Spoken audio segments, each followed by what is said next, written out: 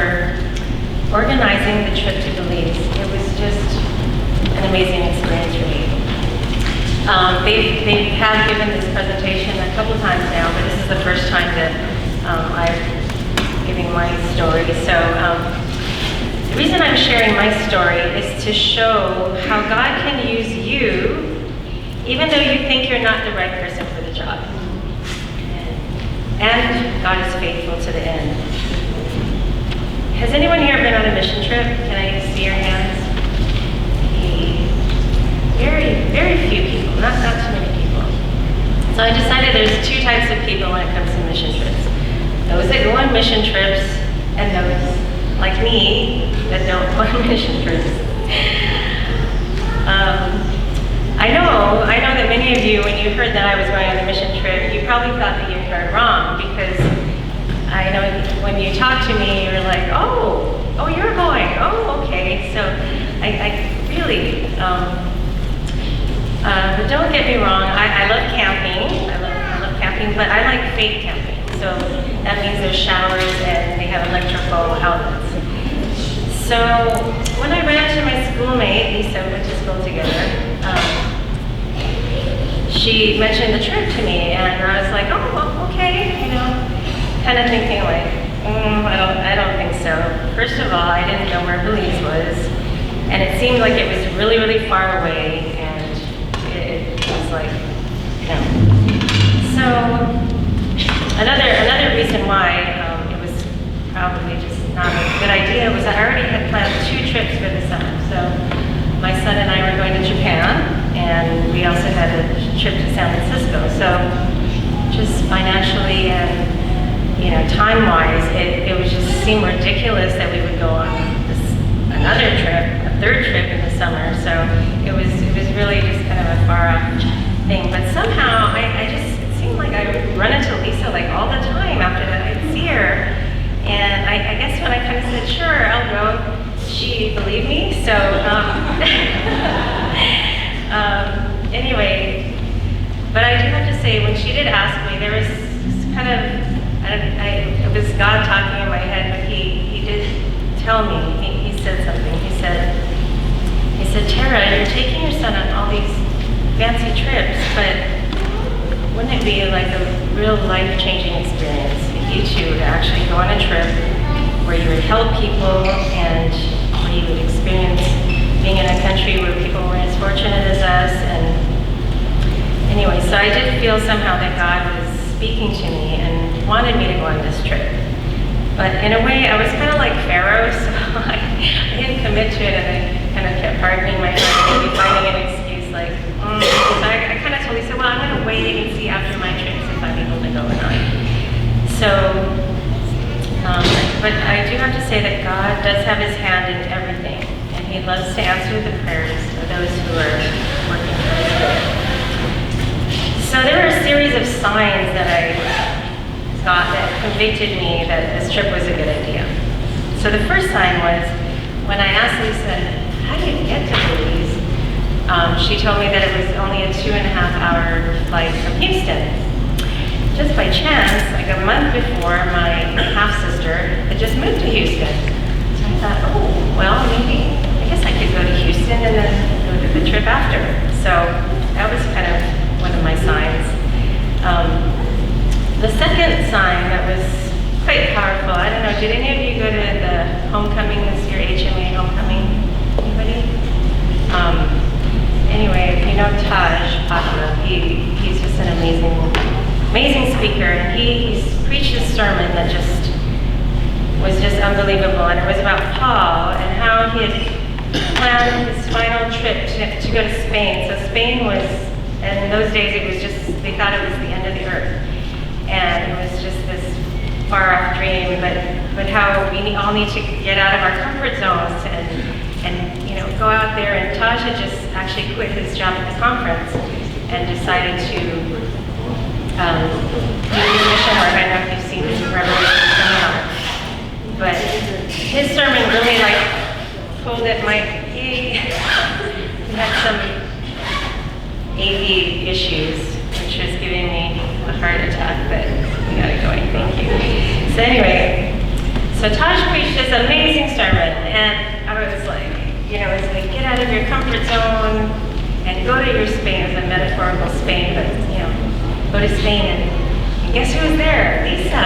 And at the end of it, we just kind of, our eyes met, and I'm like, Lisa, we're going to Spain. So I think it was there that I kind of made the commitment, but there was a couple more signs I needed. So the third sign was actually a misunderstanding. Another time that I ran into Lisa, she said that Mickey's going on a mission trip. And I thought, oh, Mickey Nelson. So Mickey Nelson is probably a person like me that doesn't go on mission trips. So I thought, well, if Mickey Nelson can go on this trip, then certainly I can.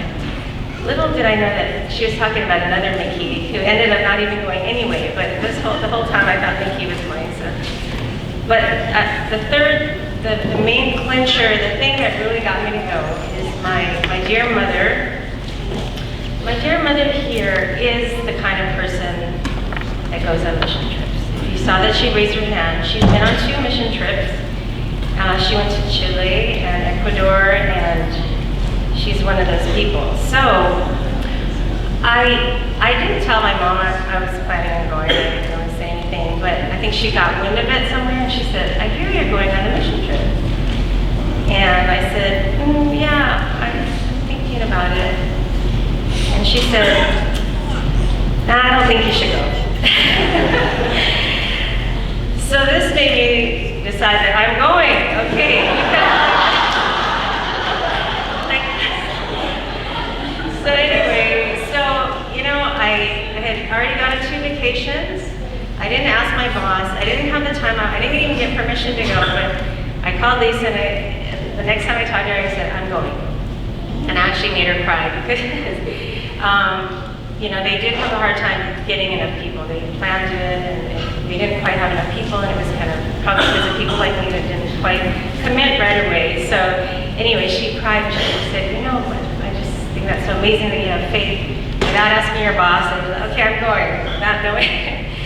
So anyway, that's when I decided to go. So we started going to these weekly meetings, and I had missed a lot of the meetings in the beginning, but the weekly meetings I was like, wow, we get to go to, I didn't know that they had the 2nd largest area reef in Belize, so I was excited about that. And we had all these days to tour after, and I'm like, wow, this is just a big bonus. I committed before I even knew we were doing this fun stuff. But this kind of begins the second part of my story, which is that we almost didn't make it on the trip.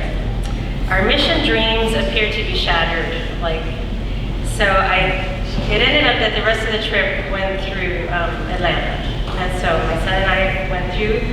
Decided we're going to stick with Houston, and the only way to get there, we had a 5-hour bus ride once we got to Belize down to Punta Gorda, which is where the church is that we were working at. And anyway, the only way to coordinate with everyone was to leave the day before.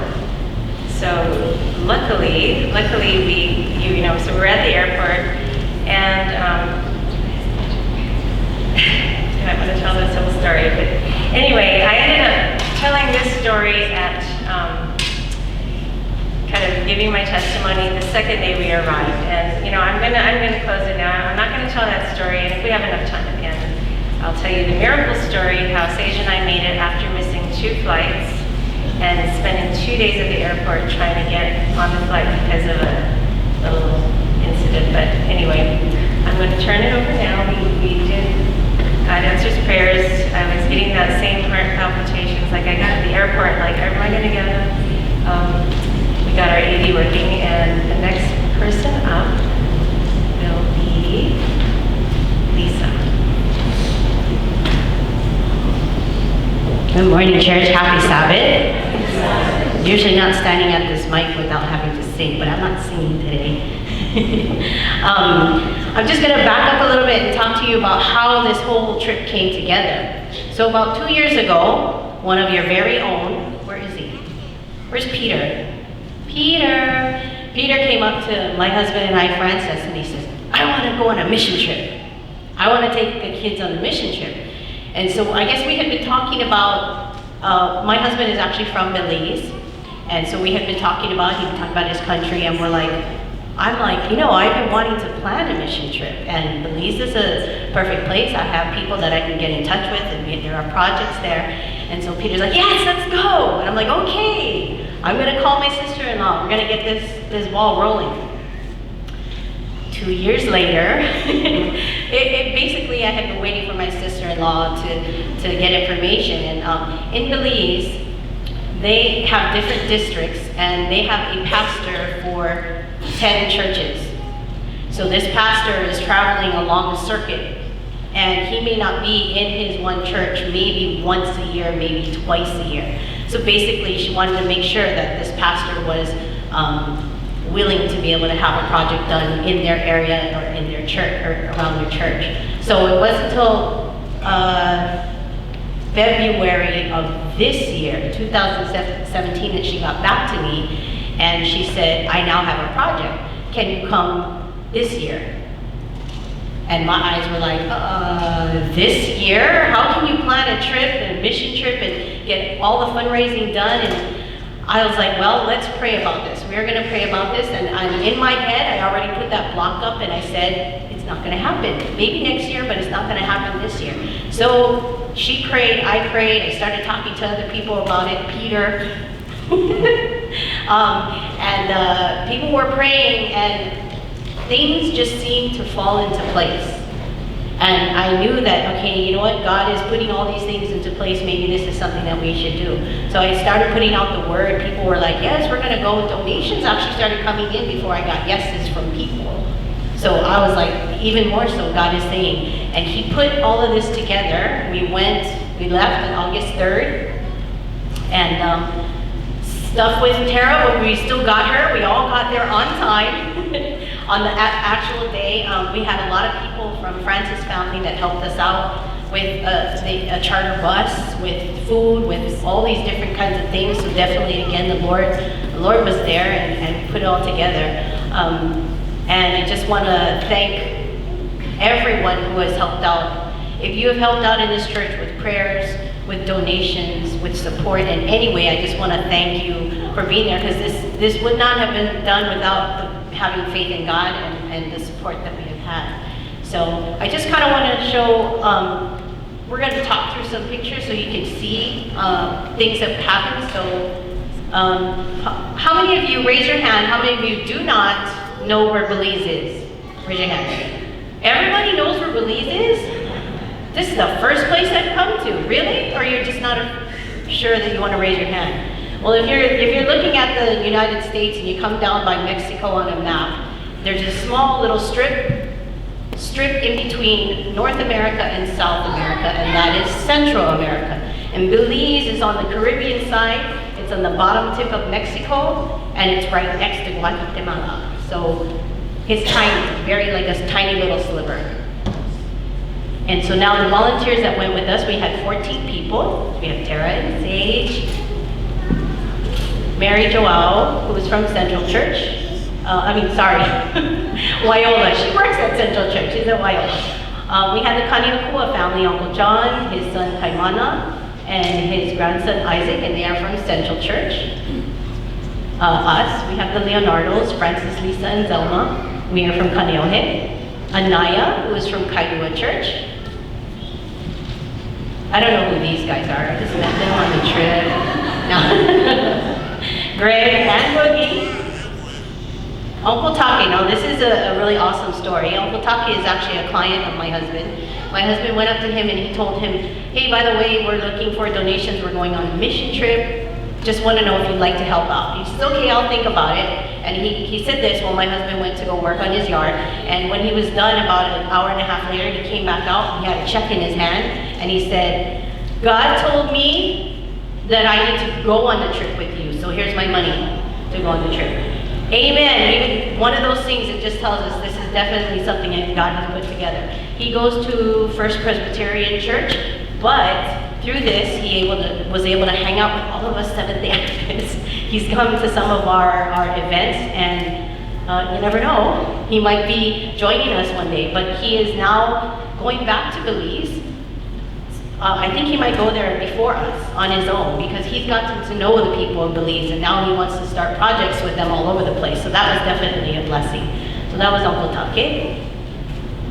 Carol Talon, she actually used to live here in Hawaii. She went to the Kaneohe Church. She now lives in Portland, Oregon. But Mary Joelle called her and said, hey, we're going on a mission trip. You want to go? She's like, sure. And so she met us in Atlanta. Okay. We can just go through that real quick. These are just a couple of pictures of us headed out there, our long journey. We left on August 3rd. We didn't get to Belize until the 4th. And when we got there, we had the bus ride that was about 5.5 hours down to Punta Gorda. So we went from the northern Belize down to southern Belize. And just a second. Airport. That's our bus. Everybody can see us. It's bright and green. And the inside. So that's us when we gotten there. We were very lucky to be in touch with actually the Nazarene Church in Belize. The pastor of that church grew up with my husband. And he heard that we were doing, he always likes to be in touch with my husband, and he told him, hey, we're coming down there for a mission trip. He goes, hey, we just built a hostel area for missionaries who want to come out. He goes, you guys want to come and stay there? And so he gave us that place for half the price. And half the price, I mean like 10 American dollars a night. And it was great. There were bunk beds, there was a kitchen, there were 5 bathrooms, so we were pretty lucky. Cold water, but it didn't matter because it was super, super hot over there, so it wasn't a problem. Later on, we'll have somebody talking about the food because we saw the kitchen there. We were right on Front Street, and we left on a Thursday, got there on a Friday, and we were lucky to have some time with the Lord on the rest day on Sabbath, and we were able to join them in their church service. This is us. We didn't have a car because they don't have too many cars down in Punta Gorda, so we walked to church. But it was a nice stroll.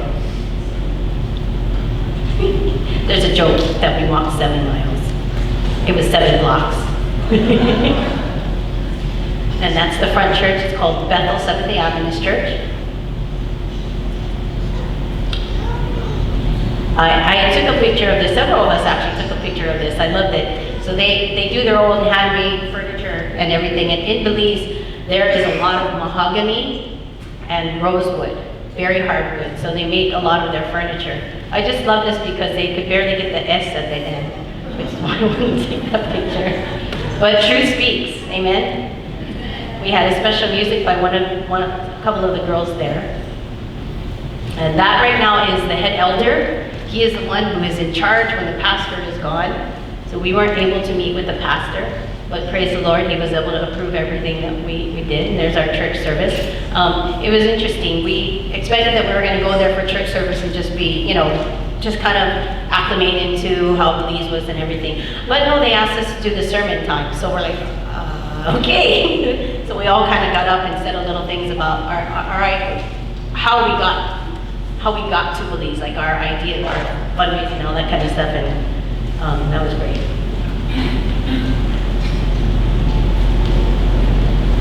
Just a couple of things. They don't normally have potluck like we have here in Hawaii, but while we were there, they all came down and brought all of their potluck. They don't have a kitchen, so it's basically just the church building and a couple of classrooms and bathrooms.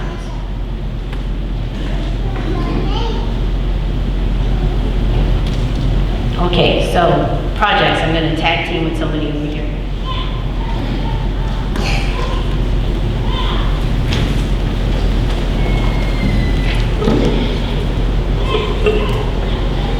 Happy Sabbath, church. I'm Francis, and this is my wife. But I want to back up a little bit, explaining some of the thing about the project. So Lisa was talking about Peter planting that, starting the wheel going. But about 5 years ago, my wife and I, my daughter, had gone to Belize for family reunion, and we did a mini mission trip. We had the Vacation Bible School at the time, and they had funded mosquito nets, and we also took stuff to the kids there. But this project started just by faith. She had that vision to do this someday, and then Peter just got the wheels going, and he said, I want to go on a mission trip. So Peter was going on another mission trip, so you can join us next year. And so other people. But as I said, this started by faith.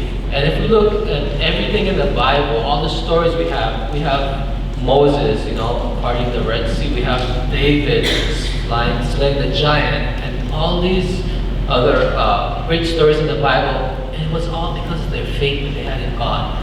And as they said, Tara was saying earlier, we saw so many miracles happen just before this trip. I mean, at one point, I did not go into details, and I hope we have time. But we didn't see it possible, humanly speaking, with the short time that we had to plan this. But when we ask God, when we pray to God for something, we gotta embrace yourself, because God, He's ready to answer, He answered. And Tara, she's a big witness to this.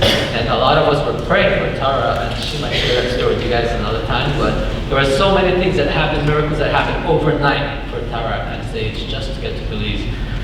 And like again, I said, my wife, she didn't really went into much details, but at some point we had to cancel. We had to have at least 10 people for a group rate for the airlines, and most of you are traveling in a group, you know that. So we're trying to get the best rate for the group, for all of us to travel. And I think my wife had already made 2 or I think 3 total, but she had to cancel the first booking that she had with the airlines because it was over the day. I think she had changed it a couple times and finally had to cancel it because we didn't have enough people. We got like 8, and we were there for a while. Then we had 9, and we just stuck there for like a month. And she's like, should I just cancel? And I'm like, we step in faith, we prayed about it, step in faith and we book it, or we just cancel it totally and let God open the way.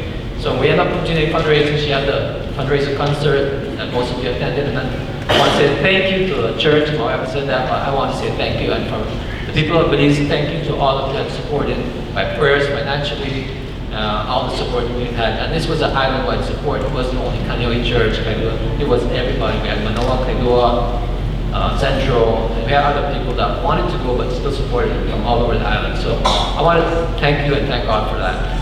Anyway, okay, I'll try to step back a little bit. So this project, actually the church that we worked on, the classrooms that we renovated, that 30 years ago, my sisters also had a vision, and they wanted to start a Christian school, Adventist school.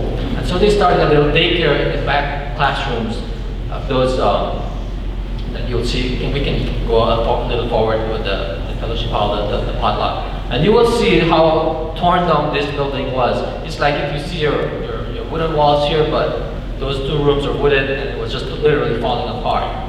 The other thing that they wanted to do is, our original project was to build a fence around the church, because there's a lot of illegal activity happening at night, and I don't want to go into the graphics of that, but all kinds of stuff happened. The next day you can come and just find evidence of all kinds of stuff that happens because of people around the church, inside the church. So they were just vandalizing the church a lot. But so that started 30 years ago as 2 classrooms, and that's why actually our school that we have today, we have a full-on elementary school and a high school, Seventh-day Adventist high school in that town. And we have about 300 kids or more in each school. So that's where this church started. And yeah, it's comprised of mostly non-Seventh-day Adventist children that come to the church, to the schools. And so, Greg, did I miss anything? Greg wants to talk more about the project? So that, yeah, and then I'll jump in later. Happy Sabbath, everyone. I went on a trip also at the last minute, the same way that Tara went. This was, I think it was number 9 or something, number 10. At the last minute, I decided to go because one of the reasons that I went, because my son, Boogie, obviously grew up here in Hawaii, and our kids live pretty sheltered existence. So I thought I would take him to Belize to show how the rest of the world lives. And the original idea was that us men will do the construction project, and the kids and the ladies will help with Vacation Bible School. But I was amazed, and it's a miracle. When the first day we showed up, and everyone showed up for a construction project. Everyone, especially the kids. I was so impressed by their enthusiasm, and you can see that they're full into it. I mean, we started with a demolition and construction, and let me tell you something about a construction in Belize. I work in construction industry here. It's nothing like we have here. The tools are basically a hammer and a shovel. Even the CMU blocks, they all handmade. To cut a block, instead of using any power tools like we use here, they literally just whack it with a hammer a little bit and break off the piece and put it in place. To have the aggregate for it and to mix it, and they loved it. They were fighting. You have to remember too that we would get up early, have breakfast, walk to church, and then we do this for about 8 hours. And then without stopping, they go to vacation Bible school. So these kids were there literally for maybe 15, 16 hours a day, working in the morning. And I could tell you about the heat there, but it was getting to me in the afternoon, but they never gave up, never surrendered, and kept on working like everyone else. So even to make an aggregate for it, I know that they went, I guess, to the beach or some sandy area, brought some sand, then the sand had to be sorted, because basically sifted through. Then they washed the sand just to create the sand. Here we'll go to Home Depot and just grab a bag, and that's it, done. So everything was done by hand. Also, John and myself, working in the industry, the first day we came in long pants, boots, fully dressed, and that's when we realized you can have a heat stroke dressed like this, because they showed up at the job site barefooted, not even slippers, just barefooted in shorts, and kept them working like this. So you can see how this is the washing of the sand. They simply take a bucket and just wash it because of all the, I guess, salt and everything. So everything done by hand. And like I said, the kids, if for some reason that mixing up with cement was their forte and painting, they loved it. So eventually we did the demolition. The windows were already purchased, and all the building materials. I think we had to go 3 times to buy the blocks. Because normally, here in the US, you would cut the block neatly and use another half of it for another side. But there, since they just crush it, and whack it, they had to go and buy more blocks. But the kids were, this is obviously Francis had a line and he's just whacking at it. And we eventually had to fill the windows, install the windows, and then proceeded to painting, which was kind of interesting, because I was wondering if I have enough paint, because most of the kids were wearing the paint, and they were fully painted, and you could see Mary and everyone else. All the ladies that would work construction, and the kids then will go at night and have vacation Bible school. Now imagine my surprise, because I think the people at church, they went and they invited people. I think there were 80 kids. About, what do you think? Yeah, vacation Bible school, about 80 kids. And some of these kids looked like street urchins. I mean, they were rough. I had no idea how these ladies did it. But so the windows were replaced, all the walls plastered. And then we started with all the painting projects. Now, one of the projects that we did was suggested by Tara. We noticed how terrible their desks look. They look like every students feel obligated to carve their name on a desk or somehow commemorate their years in school. So we decided to go out there and just buy some varnish and some sandpaper and put everyone to work. Now, the other thing, if you could go back a little bit, the multipurpose, just go back to the doors. Now, normally in America, we would have doors that are pre-hung or pre-made, You just come and slap them in. Well, somehow they got handmade mahogany doors, because mahogany that grows like pine here. So these were just mahogany doors made by someone by hand. You could see it's kind of imperfect. And we'll lacquer them, and we actually were fighting who will do which door and how. That's my door. Yes. It's mine and Tara. Tara and I did it, and we wore the lacquer all over, including my clothes, which I had to throw away. But the girls did the other one. So this was a multi-purpose room right across. This is how it looked before. It was pretty horrible. And we use it to, basically to have our lunch there. And then after the main classroom, we went to the multi-purpose. And the walls were really putrid blue color. So we had to prime it a couple of times just to hide the blue paint. And this is the finished product, so to speak. So at the end of the day, this is still rough. So, we got the desk and chairs, go ahead. So this is how the desks looked before. So they were sanded and then varnished, and everyone participated. Every time we had a break, we set up. I was praying that it would not rain, because everything had to be done outside, and it was so dusty inside with all the concrete work, so we had to take it out on the street. And everyone did a great job. So at the end, they look like this. Not new, obviously, but really well kept. So who's going to talk about Vacation Bible School? Thank you. Just before the kids come up, I want to just say again, I am so proud of the whole missionary team that came. These are our local missionary guys right here. Our kids, the young people, I never heard once they complain about anything. And you talk about 90-degree summer hot weather. I mean, this is really hot. 90-degree humidity. It was really hot. Greg never complained. Mary never complained. No one ever complained. And that really spoke a lot to me, because I was the only local person from the group, and I really wasn't complaining, but it was really hot. It was very, very hot. I was really concerned for them, because I was like, I don't want nobody getting sick or anything, so we made sure they hydrated a lot. But so that's one of the great things about this trip, and I'm so proud of everyone that came. Hello.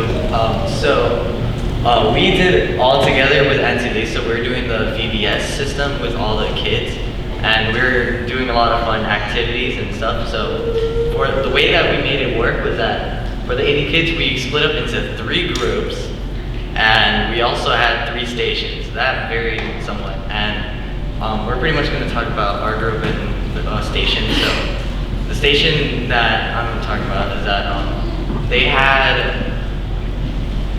had these stickers kind of that they would put on a thing, and they would tell how the creation was made. And Mary and Auntie Carol, they would go and put it on the wall and talk about it with the kids. And my group was the best. They were obedient, they were nice, and they listened to me, but they said I was very scary. No matter how happy, smiley I tried to be with them, they said I was scary. But I had this one kid, I think if you switch sides, there's a picture of me with him.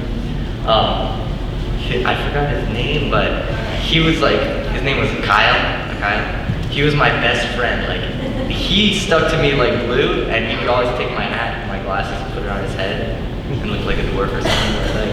He was my best friend for the BBS system, and we sung a lot of songs, and pretty much that was how we kind of rolled for the BBS. And there would be this one part. Auntie Lisa would say, "God is always with you," and all the kids would say, "Yeah, God." And pretty much that would be the best part, because all the kids would just yell it out with all their much regard. And Good morning, church. So the part of BBS I'm going to talk about is one of the stations we took pictures with the kids. But before I talk about that, I'm going to talk about what Uncle Greg said. So the ladies and the kids, after we worked on the main project, the rooms, we actually went back to the hostel and we started preparing the crafts and the things the kids needed for VBS. So one of the stations I worked on was pictures.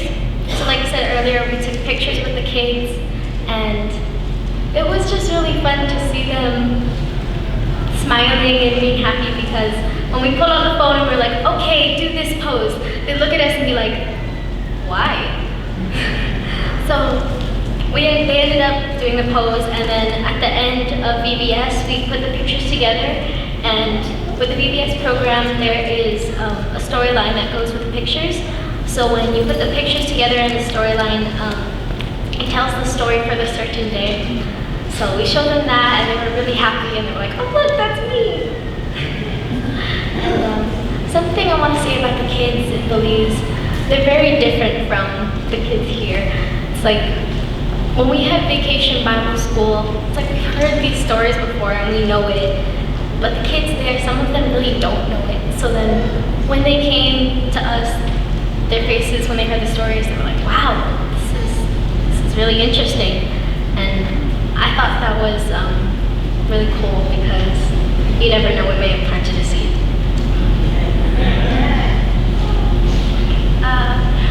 Okay, I'm going to be talking about sorry. I'm Anaya. I was also on a mission trip to help with a part of the VBS where I helped with the activity, the crafts, and then I helped with helping Auntie Mary and Auntie Carol with the storytelling, making sure. And what I was able to do was I was able to help Auntie Lisa with the crafts and all the kids, which was very fun. At the same time, very interesting, because every time I was trying to help the kids, some of them would just like, hey, how do you do this? And then they make me want to do it for them, and I'm like, you have to do it yourself.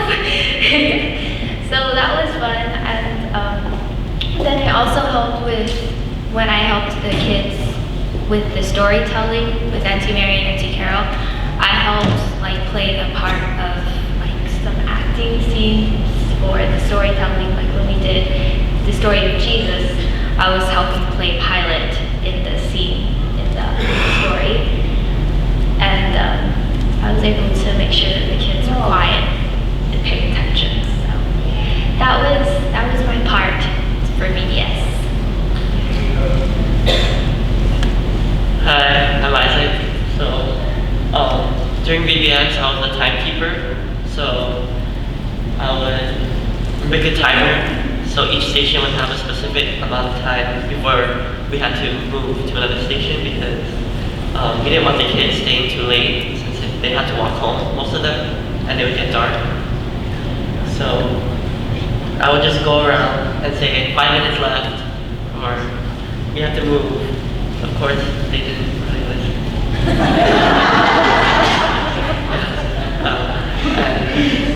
But it turned out okay.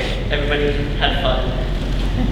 And then Auntie Carol and Auntie Mary were in charge of the story time, and I was mostly watching them, because the kids looked like they were having so much fun, because Auntie Mary and Auntie Carol would call up volunteers from the kids in the group, and they would get to dress up and like actually take the role of a character of the story that they were telling. And most of these kids have never heard this story before, so they had really fun with this experience, because we also got to decorate the church in the story setting, so it made the kids feel like they were actually living in the story.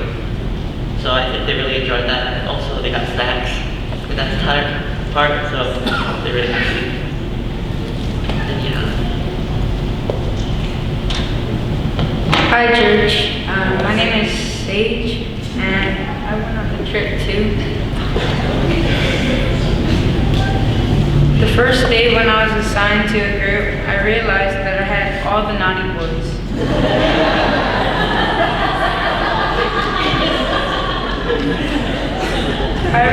I realized that manual labor is easier than dealing with children.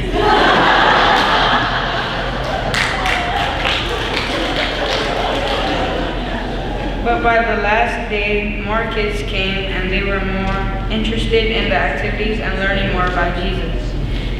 I think the kids enjoyed doing crafts the most. Auntie Lisa did a wonderful job making all the crafts fun and still have a meaning. I miss Belize and the kids, and I hope I get to see those kids again. So yeah, all you mothers out there, yeah, the kids are harder, yeah. So after all this work that we did, we had like a vacation part where we got to do a lot of like fun activities with the group. Yeah, thank you. Yes, give them that hand because that was awesome. So I guess maybe just going with us again? Yes. I just want to say real quick that we only had 4 days of vacation Bible school planned. And my sister-in-law said, plan for about 35 kids. Well, the first night, there were 55. Incredible. So we had to redo all of our crafts and everything, get more, just kind of distribute it out. And these kids are not shy. I did the craft for the very first night. I want to get everything prepared, so I had everything nicely laid out on the table.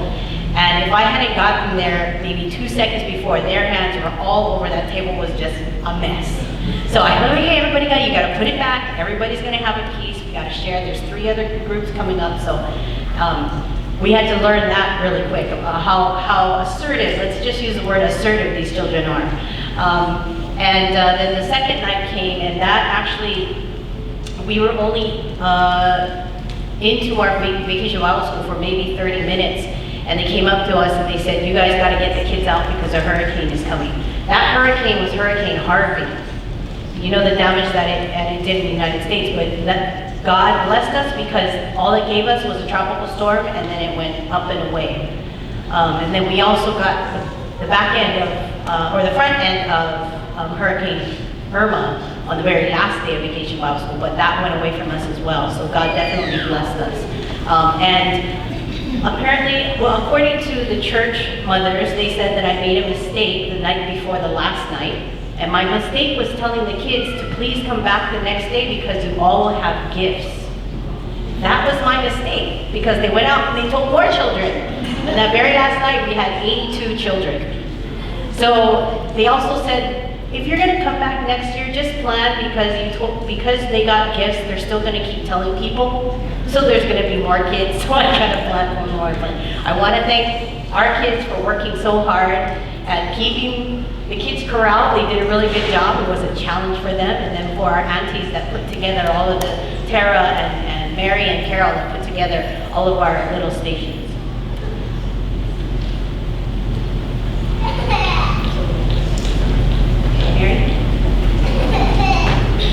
Also, one more thing I want to say about our young people is, as my wife always does, Vacation Bible School here in Kaneohe, she always rotates the kids. So every year the kids come, they're in different age groups. So usually the kids become assistant leaders, then crew leaders. So our kids were most of the crew leaders. And so this is our future, look at our future leaders church. This is our future leaders and all the kids here. So they did a great job leading 80 kids, which they were only supposed to have 30 kids, maybe like 60 each or something like that, but they did a great job. And one more thing, our project was supposed to be done in 5 days we had planned. So the project was concluded in 4 days. We all worked hard, so like Greg said, sometimes 10 to 15, 14-hour days. Yes, we walked and walked and walked. And when we were given our report in Kaneohe Church, I said we walked 7 miles one way, but it felt like it. It was so humid. I've never been in humidity so high. But it's very much like Hawaii. There's a lot of tropical flowers that are just like this. The people are multi nationalities. And I was looking back in the history of Belize, and again, it was another country that had been taken, the colonial,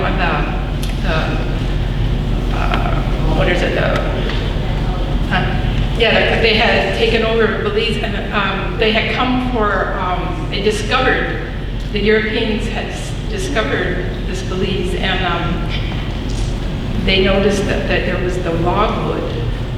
The logwood is a tree that gives a lot of dye, and so they know that the fabrics that the Europeans would like. This became a huge business, but what happened is they needed people to work the logs, and so therefore the slavery starts coming in. The original people were the Mayan people, and even before there were, I was reading where there's a couple other Indians, but the Mayan people were the ones who tried to fight for their land, but the Europeans took over it. But then they couldn't, because they fought so much and didn't want to be taken over, they had brought in the Africans. And so there was slavery for years, and then they went to the mahogany field and they started using the mahogany so that they could take that over to Europe. So again, another country has been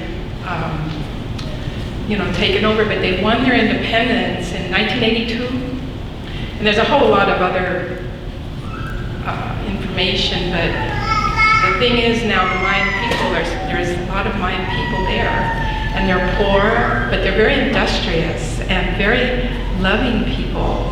And we got to mix with them. And a lot of the people in Punta Gorda, a lot of black people, a lot of nationalities, and they're just like a melting pot here, but they're so poor. And going over there to work with these in this neighborhood where the houses are they're old, but the new ones seem old. They always build a second floor, but they don't finish it. I guess there will be a time when they'll have their second floors, because anyway, I thought that was interesting. When we were working at the church, Tara and I, we didn't have anything to do where it was in between where the guys were doing everything. We didn't have, so we decided that we would go in the neighborhood and we were going to pick up a lot of the trash. Sometimes they just throw their bottles and stuff on the ground, and we decided, let's go clean up the neighborhood. So we went in there and mind you, it was so humid, so hot, but we were just at the bags of this. And so later on in that same day, a lady came, and she was pulling a limb from a tree, and she says, I saw you cleaning up, and she says, we're going to do that too. And so they started cleaning up on their trees, and later on in the day, it was about 4 or 5 o'clock, she says, we're still at it, and so it was like we're a good influence in the neighborhood. Okay, so this is Francis's sister, and they made food for us every day, and no such thing as fast food in Portugal. I don't think any Belize has fast food. Everything's made by hand, and it was always so beautiful. Breads, they would make this homemade buns and breads, and this is his mother, the lady in the middle, yes. And there's Tara with this is the cousin, and the whole family, his family of brothers and sisters, and the mother. Now this is Home Depot, and this is where they would buy the windows and the sand, or not sand, but whatever, everything. They were getting the tools. This is their little hardware store in Punta Gorda.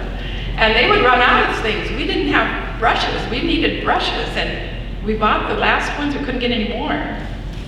Okay, the kids here. Oh, this is Curtis. He's one of the cousins, and these kids got so close with them. Okay.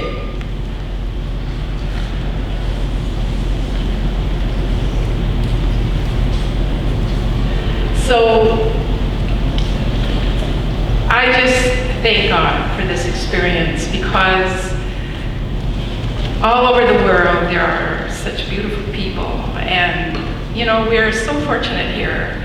And they're fortunate because they don't they, you know, it's like stepping back in the 1950s almost in in this town.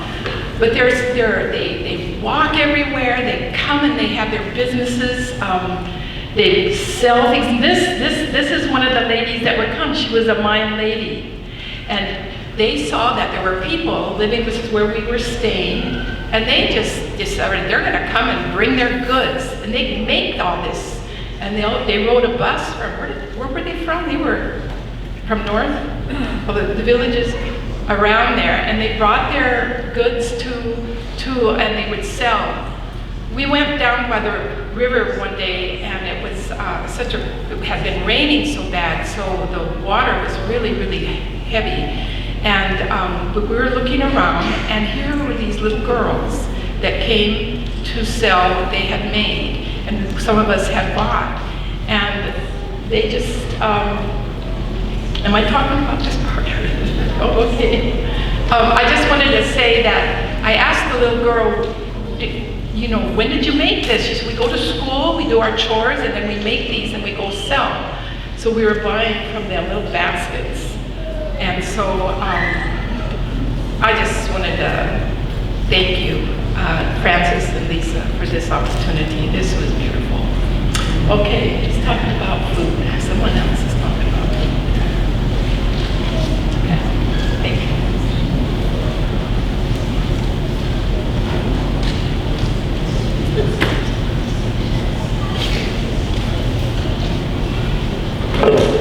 I'll just go real quickly on it. Because we finished one day early, my brother-in-law, he is the president of the Tour Guide Association. Belize is 3/4 conservation, so they do a lot of, you have to be certified to be a tour guide. And in his area, he's the president of the association there. So he actually took us around to very different places. We got to go to this place called Blue Creek. It's supposed to be, it's not blue, but it was raining every single night, thunderstorms like crazy. So there's a lot of the sediment coming down. You saw that lady, she's a Mayan lady, and they bathe in the rivers still. And they live in the grass huts. And so they took us to Blue Creek, and this is called Big Falls.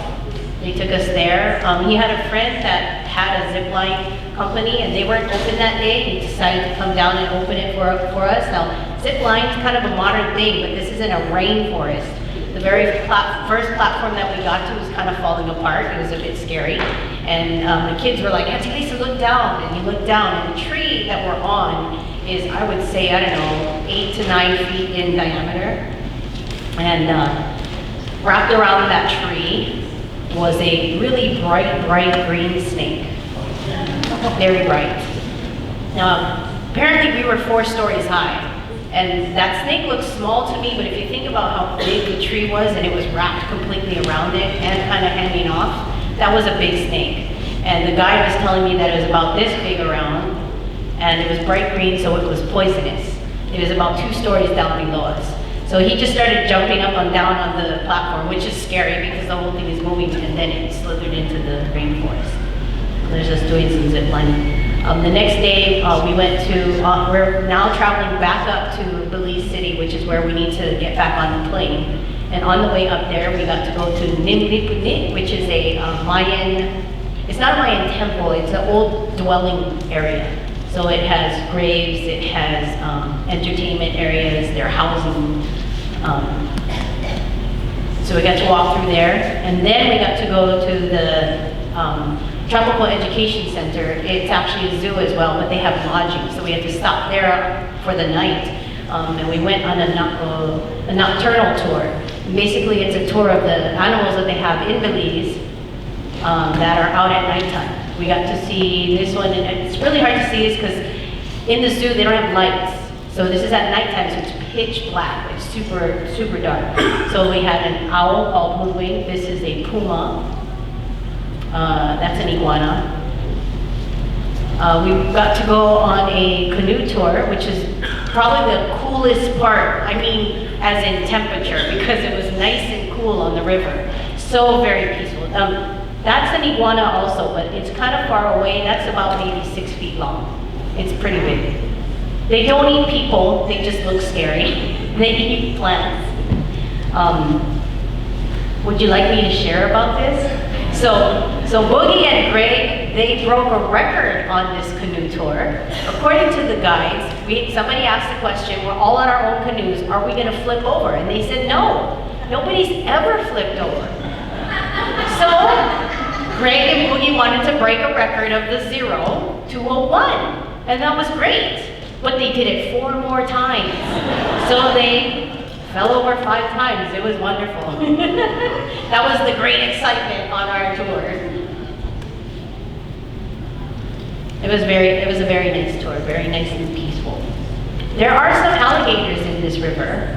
They're called the moret alligators, but they're very docile. You could touch them on the back and they won't move. But we didn't see any of them, good thing, because we probably all fall out of the canoes just like Greg and Boogie. They told us that there are aggressive alligators there, and interesting enough, those alligators are called the American alligators. They're the ones that bite people. And we went to visit the island of San Pedro, which is, I title the Waikiki of Belize because that's where everything is touristy and nothing is really local or, I don't know if you remember, Madonna had a song called Isla Bonita, and she is basically talking about the island of San Pedro. So we got to go there for 2 nights. We were able to go out on a snorkeling tour. Remember I said that Belize is 3/4 conservation. They literally have marine reserves. So out on the ocean, they have areas where you cannot go there unless you are allowed by a warden. And Belize has the second barrier reef. So beautiful. If any of you have seen Nemo, you see how colorful the coral is. That is what it looks like in the ocean. It literally looks like that. We were able to swim with all kinds of fish that we see here, and the guide would tell us what we're seeing. You know, we would listen to him on top, look down underneath. At one point, this was what would tell us to come back up and listen to what he's saying. So he's doing this kind of frantically. We're like, okay, what's going on? So we all kind of bring our heads up, and he goes, I want you guys to come towards me as quickly but as quiet as possible, and then look under. Somebody came to visit us. And so we all did that, and there was a manatee. I don't know if you know what a manatee looks like, if you know what a walrus looks like. That's kind of what it looks like without the tusk, but it's that big. It's called a sea cow. And it was kind of curious with all these people there, so it came to visit us. And that's something that's very rare. You don't get a manatee coming to see people. So that was something awesome. Then they took right here, if you can, I don't know if you can see, but there's a little brown stuff on the top. You see right here next to the boat, that's a shark. It's called a nursing shark. And that picture right there, just before that, that is about 20 nursing sharks. They don't bite you. If you cause problems to it, it might latch onto you, but we didn't have any of that. So we got to swim with the sharks. We got to swim with the stingrays and a couple of sea turtles. And my nephew, he is a manager at the Las Terrazas Resort, which is a 5-star resort. We didn't stay there. It's about $500 a night in the smallest room. But he did have us come. He set up a whole area for us, and we had dinner with him on one of the nights, which was really nice. And that's some little, San Pedro is very small. They don't have too many cars there. If they do, it's taxis. Otherwise, they mostly go around on golf carts. And that's about it. We're headed home. But we want to thank everybody, because we had a great trip. God definitely put all of this together. And if you have any other questions, we're going to be going on another Belize trip in July. If you'd like to join us, the 15th to the 29th. We have several other projects that we're doing. And we'll have prayer.